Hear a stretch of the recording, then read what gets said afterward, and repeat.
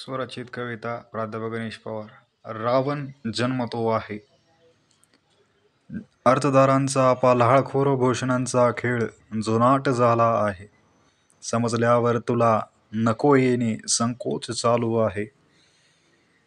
मला वाटत खूप सारं विश्व मनोगतातून विसरून चाललो आहे. वाटत पुन्हा त्याच क्षणांमध्ये पुन्हा जगण्यास जावे, जे क्षण माझ्यासाठी क्षणभरही थांबले नाही. का कुणास ठाऊक, पण मला त्यांनी खूप सिनवले आहे.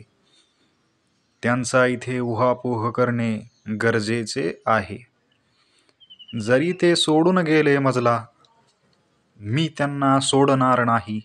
हा प्रतिशोध नाही माझा, अट्टहास आहे मजला. त्यांना आपण हा डांबून टाकावे म्हणतो.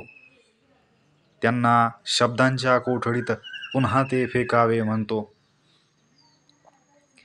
काय जाणू त्यांना पुन्हा जगण्यास पात्र झालो तर हर्षच होईल मजला. पण नकोचा पाठांतर सोडत नाही. उरलेला व्यापाचा वसा मोकळा श्वास सोडत नाही. जराही उसंत मिळाली की जणू जगणे उसनवारीने जगतो आहे. क्षणांचा निरागस होऊन दमकंडी घडवतो आहे. स्वतःवरच जणू बहिष्कार टाकतो आहे. जगण्याचा हा कुणास ठाऊक, पण आज छडा लागला वाटतो आहे. वाटणे अन भासणे दोन्हीही एकच अर्थ वाटतो आहे. रंगमंच जीवनाचे उदासीचे पात्र राबवत आहे. कधी बदलतो पात्र निभावण्याचे, मला याचा विटाळ आला आहे. नाचण्याचे हुंदडण्याचे छत्र हरपले, रडण्याचे प्रसंग ओढावले आहे. मन भरकटवून का होईना सत्य ओकतो आहे. दीडदमडीसाठी दररोज स्वतःस विकतो आहे.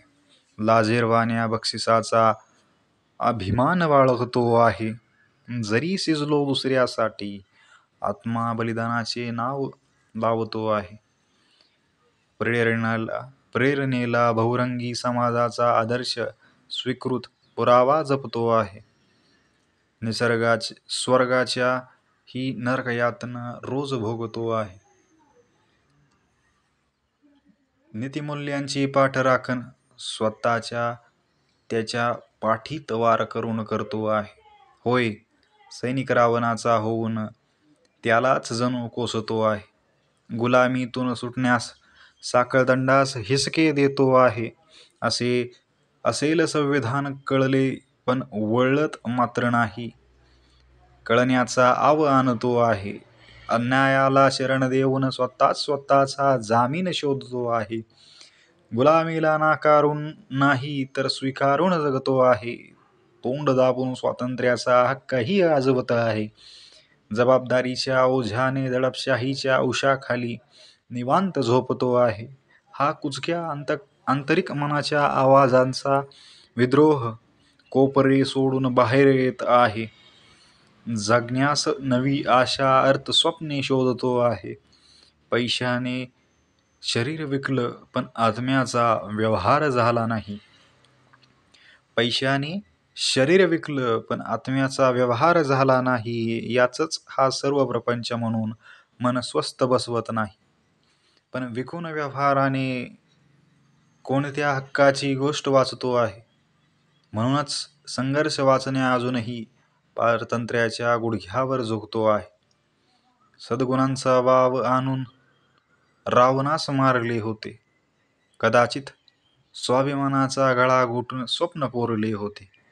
गुलामीला शोभेच्या हाराने सजवले होते. अमानुष्कीच्या अत्तराचा सुगंध दरवळत मनही भारले होते.